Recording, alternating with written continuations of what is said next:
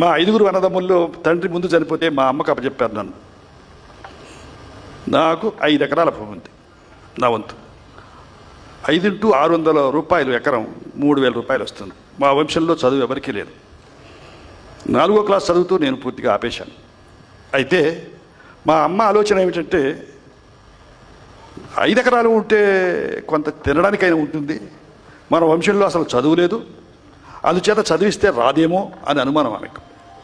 ఆ కారణంగా నాటకాలలో నేను ఆడకపోయినా అప్పుడప్పుడు గంతులేస్తూ పాటలు పాడుతూ ఉండేవాడిని.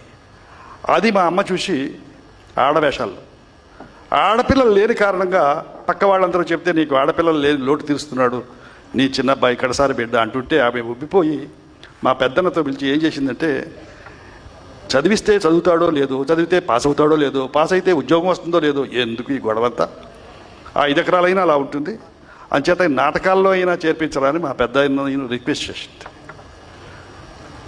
మొట్టమొదటి చంద్రమతి వేషం, చిన్న వేషం, పద్యాలు పాటలు నాకు తెలియకుండా రాగాలు పాడాను.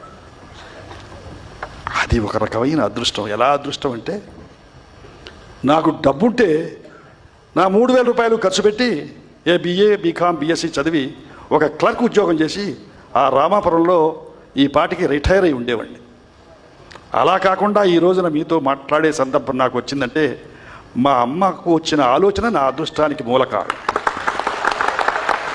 తెనాలిలో నాటకం ఆడి గుడివాడ వెళుతుంటే నా పుణ్యం కొద్దీ ఘంటసాల బలరామయ్య గారు కొత్త యాక్టర్స్ని బుక్ చేయడానికి వెళుతున్నారు బందరు. నేను తెనాలి నుంచి వస్తున్నాను, ఆయన ఫస్ట్ క్లాస్లో ఉన్నారు.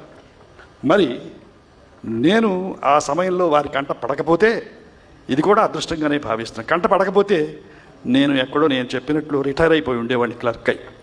అది ఒక బలరామయ్య గారి కంటపడ్డ నా అదృష్టం. ఆయన ఆ సమయంలో పేపర్ చదువుకుంటున్నా, గోళ్ళు గెలుకుంటున్నా, గడియారం టైం చూసుకుంటున్నా నా బ్రతుకు కాడి. అలా కాకుండా నా అదృష్టవశాత్తు ఆయన దృష్టి నా పైన పడడం, నన్ను తీసుకువెళ్ళడం, ఇది జరిగింది.